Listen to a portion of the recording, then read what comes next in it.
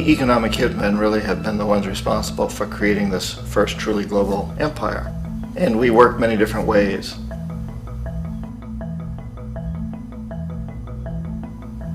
But perhaps the most common is that we will identify a country that has resources our corporations covet, like oil, and then arrange a huge loan to that country from the World Bank or one of its sister organizations.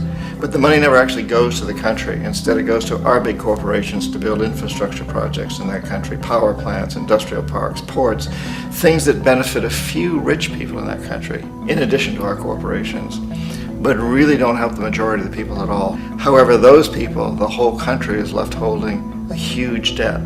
It's such a big debt they can't repay it, and that's part of the plan, that they can't repay it. And so at some point, we economic hitmen go back to them and say, listen, you owe us a lot of money, can't pay your debt, so sell your oil real cheap to our oil companies.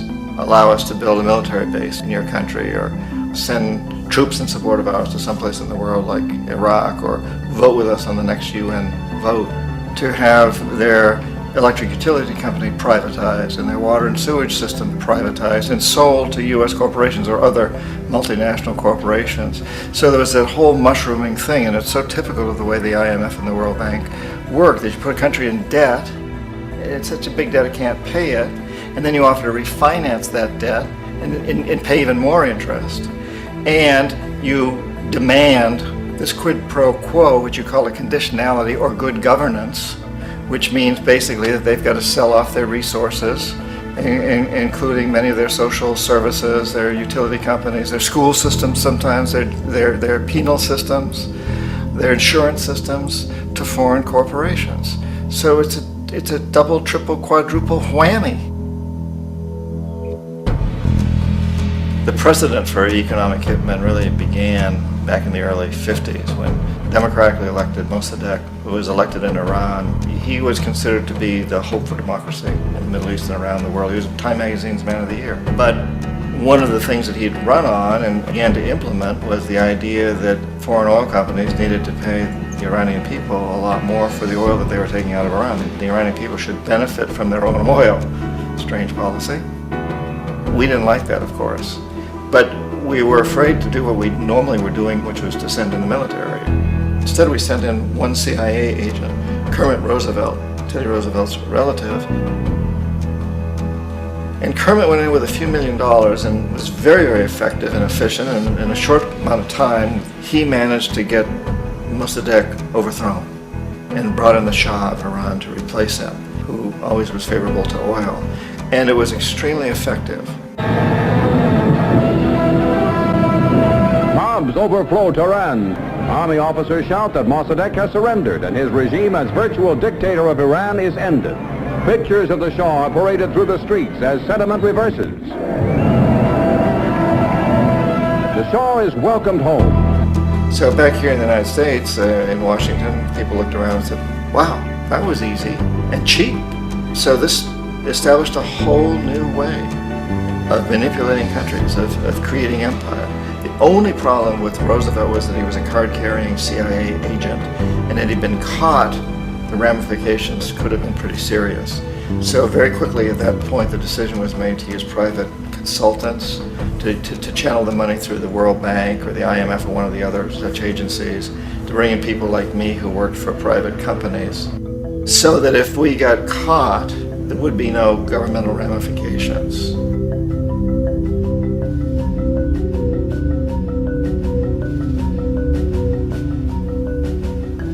When Arbenz became president of Guatemala, the country was very much under the thumbs of United Fruit Company, the big international corporations. And Arbenz ran on this ticket that says, you know, we want to get the land back to the people. And once he took power, he was implementing policies that would do exactly that, give the land rights back to the people. United Fruit didn't like that very much. And so they hired a public relations firm, launched a huge campaign in the United States to convince the United States people, the citizens of the United States, and the press of the United States, and the Congress of the United States, that Arbenz was a Soviet puppet, and that if we allowed him to stay in power, the Soviets would have a foothold in this hemisphere. And that at that point in time was a huge fear on everybody's mind, the Red Terror, the Communist Terror. And so, to make a long story short, Out of this public relations campaign came a commitment on the part of the CIA and the military to take this man out. And in fact, we did. We sent in planes, we sent in soldiers, we sent in jackals, we sent everything in to take him out, and did take him out. And as soon as he was removed from office, the new guy that took over after him basically reinstated everything to the big international corporations, including United Fruit.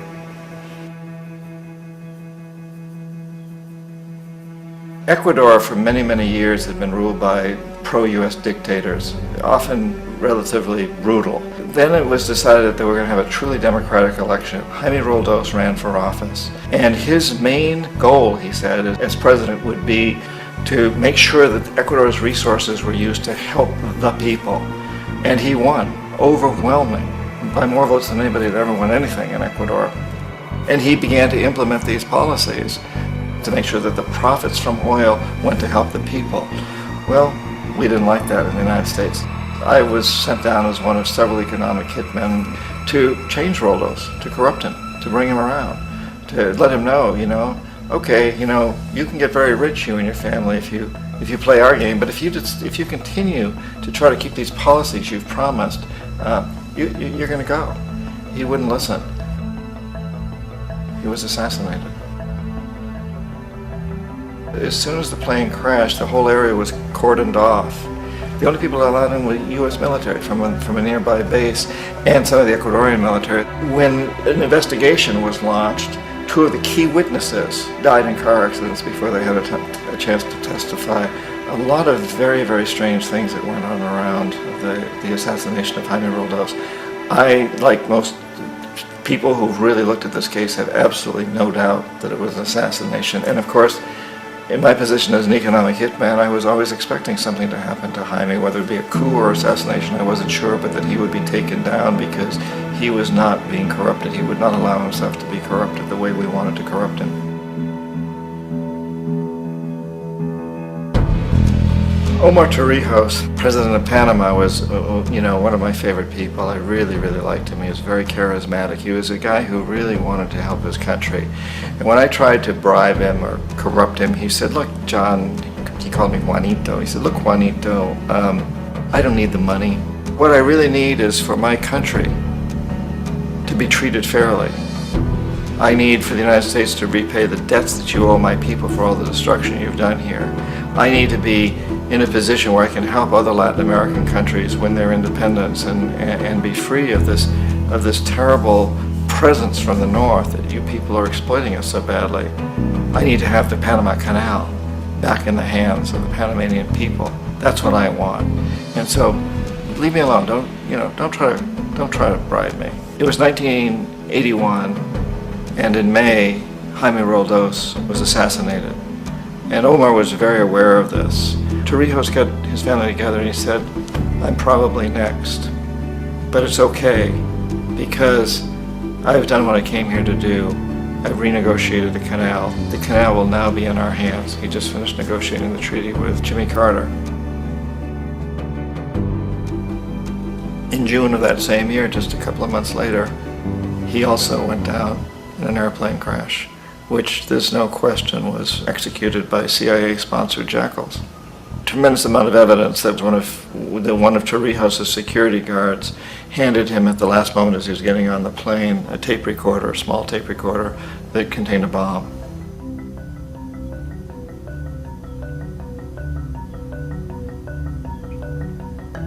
It is interesting to me how this system has continued pretty much the same way for years and years and years, except the economic hitmen have got better and better and better.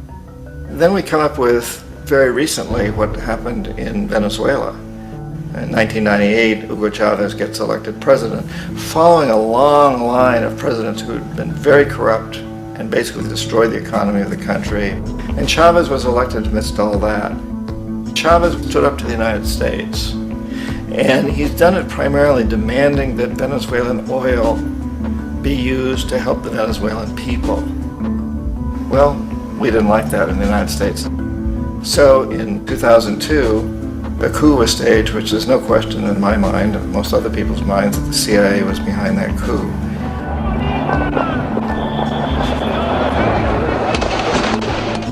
The way that that coup was fomented was very reflective of what Kermit Roosevelt had done in Iran, of paying people to go out into the streets, to riot, to protest, to say this Chavez is very unpopular. You know, if you can get a few thousand people to do that, television can make it look like it's the whole country, and things start to mushroom. Except in the case of Chavez, he was smart enough, and the people were so strongly behind him that they overcame it, which was a phenomenal moment in the history of Latin America.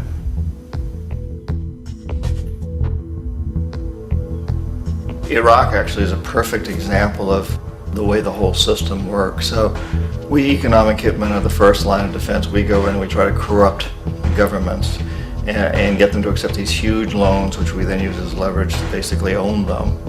If we fail, as I failed in Panama with Omar Torrijos and in Ecuador with Jaime Roldos, men who refused to be corrupted, then the second line of defense is we send in the jackals. And the jackals either overthrow governments or they assassinate. And once that happens and a new government comes in, and boy, it's going to toe the line, because the new president knows what will happen if he doesn't. In the case of Iraq, both of those things failed. Economic hitmen were not able to get through to Saddam Hussein. We tried very hard. We tried to get him to accept a deal very similar to what the House of Saud had accepted in Saudi Arabia, but he wouldn't accept it. And so the jackals went in to take him out. They couldn't do it. His security was very good. After all, he had one time worked for the CIA. He'd been hired to assassinate a former president of Iraq and failed, but he knew the system. So in '91, we send in the troops and we take out the Iraqi military. So we assume at that point that Saddam Hussein is going to come around. We could have taken him out, of course, at that time, but we didn't want to. He's the kind of strong man we like. He controls his people. We thought he could control the Kurds and keep the Iranians in their border and keep pumping oil for us. And that once we took out his military, now he's going to come around. So the economic hitmen go back in the 90s without success. If they'd had success, he'd still be running the country. We'd be selling him all the fighter jets he wants and everything else he wants. But they couldn't. They didn't have success. The jackals couldn't take him out again, so we sent the military in once again, and this time we did the complete job and took him out, and in the process created for ourselves some very, very lucrative construction deals. We had to reconstruct a country that we'd essentially destroyed, which is a pretty good deal if you own construction companies, big ones. So, you know, Iraq shows the three stages. The economic hitmen failed there, the jackals failed there, and as a final measure, the military goes in. And in that way, we've really created an empire, but we've done it very, very subtly. It's clandestine. All the empires of the past were built on the military, and everybody knew they were building them. So the British knew they were building them, the French, the Germans, the Romans, the Greeks. And they were proud of it, and they always had some excuse like spreading civilization, spreading some religion, something like that. But they knew they were doing it. We don't. The majority of the people in the United States have no idea that we're living off the benefits of a clandestine empire, that today there's more slavery in the world than ever before. And then you have to ask yourself, well, if it's an empire, then who's the emperor? Obviously, our presidents of the United States are not emperors. An emperor is someone who's not elected, doesn't serve a limited term, and doesn't report to anyone, essentially. So you can't classify our presidents that way. But we do have what I consider to be the equivalent of the emperor, and it's what I call the corporatocracy. The corporatocracy is this group of individuals who run our biggest corporations, and they really act as the emperor of this empire. They control our media, either through direct ownership or advertising. They control most of our politicians because they finance their campaigns, either through their corporations or through personal contributions that come out of the corporations. They're not elected, they don't serve a limited term, they don't report to anybody. And at the very top of the corporatocracy, you really can't tell whether a person's working for a private corporation or the government because they're always moving back and forth. So, you know, you've got a guy who one moment is the president of a big construction company like Halliburton, and the next moment he's vice president of the United States, or the president who is in the oil business. And this is true whether you've got Democrats or Republicans in the office. You have them moving back and forth through the revolving door. And in a way, Our government is invisible a lot of the time, and its policies are carried out by our corporations on one level or another. And then again, the policies of the government are basically forged by the corporatocracy and then presented to the government. They become government policy. So it's an incredibly cozy relationship. This isn't a conspiracy theory type of thing. These people don't have to get together and plot to do things. They all basically work under one primary assumption, and that is that they must maximize profits regardless of the social and environmental costs.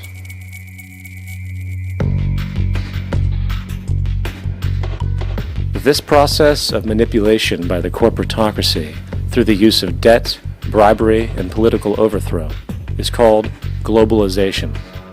Just as the Federal Reserve keeps the American public in a position of indentured servitude through perpetual debt, inflation, and interest, the World Bank and IMF serve this role on a global scale. The basic scam is simple. Put a country in debt either by its own indiscretion or through corrupting the leader of that country, then impose conditionalities or structural adjustment policies, often consisting of the following. Currency devaluation. When the value of a currency drops, so does everything valued in it. This makes indigenous resources available to predator countries at a fraction of their worth. Large funding cuts for social programs. These usually include education and healthcare, compromising the well-being and integrity of the society, leaving the public vulnerable to exploitation. Privatization of state-owned enterprises. This means that socially important systems can be purchased and regulated by foreign corporations for profit. For example, in 1999, the World Bank insisted that the Bolivian government sell the public water system of its third largest city to a subsidy of the U.S. corporation Bechtel. As soon as this occurred, water bills for the already impoverished local residents skyrocketed. It wasn't until after a full-blown revolt by the people that the Bechtel contract was nullified. Then there's trade liberalization, or the opening up of the economy through removing any restrictions on foreign trade. This allows for a number of abusive economic manifestations, such as transnational corporations bringing in their own mass-produced products, undercutting the indigenous production and ruining local economies. An example is Jamaica, which, after accepting loans and conditionalities from the World Bank, lost its largest cash crop markets due to competition with Western imports. Today, countless farmers are out of work, for they are unable to compete with the large corporations. Another variation is the creation of numerous seemingly unnoticed, unregulated, inhumane sweatshop factories, which take advantage of the imposed economic hardship. Additionally, due to production deregulation, environmental destruction is perpetual, as a country's resources are often exploited by the indifferent corporations while outputting large amounts of deliberate pollution. The largest environmental lawsuit in the history of the world today is being brought on behalf of 30,000 Ecuadorian Amazonian people against Texaco, which is now owned by Chevron. So today it's against Chevron, but for activities conducted by Texaco. Estimated to be more than 18 times what the Exxon Valdez dumped into the coast of Alaska. In the case of Ecuador, it wasn't an accident. The oil companies did it intentionally. They knew they were doing it to save money out there rather than arranging for a proper disposal. Furthermore, a cursory glance at the performance record of the World Bank reveals that the institution, which publicly claims to help poor countries develop and alleviate poverty, has done nothing but increase poverty and the wealth gap, while corporate profits soar. In 1960, the income gap between the fifth of the world's people in the richest countries versus the fifth in the poorest countries was 30 to 1. By 1998, it was 74 to 1. While global GNP rose 40% between 1970 and 1985, those in poverty actually increased by 17%. While from 1985 to 2000, those living on less than $1 a day increased by 18%. Even the Joint Economic Committee of the U.S. Congress admitted that there is a mere 40% success rate of all World Bank projects. In the late 1960s, the World Bank intervened in Ecuador with large loans. During the next 30 years, poverty grew from 50% to 70%. Under or unemployment grew from 15 to 70%. Public debt increased from 240 million to 16 billion, while the share of resources allocated to the poor went from 20% to 6%. In fact, by the year 2000, 50% of Ecuador's national budget had to be allocated for paying its debts. It is important to understand the World Bank is, in fact, a U.S. bank supporting U.S. interests, for the United States holds veto power over decisions, as it is the largest provider of capital. And where did it get this money? You guessed it. It made it out of thin air through the fractional reserve banking system. Of the world's top 100 economies, as based on annual GDP, 51 are corporations, and 47 of that 51 are U.S.-based. Walmart, General Motors, and Exxon are more economically powerful than Saudi Arabia, Poland, Norway, South Africa, Finland, Indonesia, and many others. And as protective trade barriers are broken down, currencies tossed together and manipulated in floating markets, and state economies overturned in favor of open competition and global capitalism, the empire expands. You get up on your little 21-inch screen and howl about America and democracy. There is no America. There is no democracy.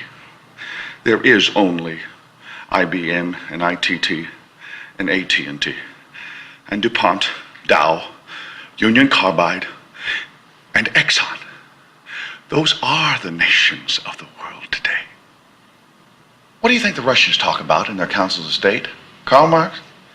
They get out their linear programming charts, statistical decision theories, minimax solutions, and compute the price-cost probabilities of their transactions and investments, just like we do. We no longer live in a world of nations and ideologies, Mr. Beale. The world is a college of corporations, inexorably determined by the immutable bylaws of business. The world is a business, Mr. Beale.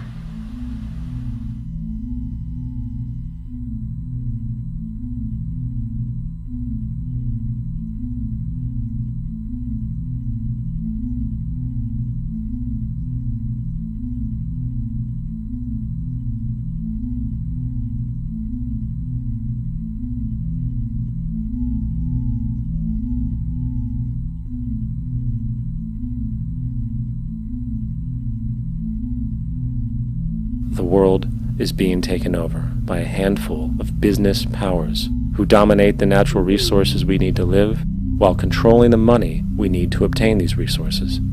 The end result will be world monopoly, based not on human life, but financial and corporate power. And as the inequality grows, naturally more and more people are becoming desperate. So the establishment was forced to come up with a new way to deal with anyone who challenges the system. So they gave birth to the terrorist.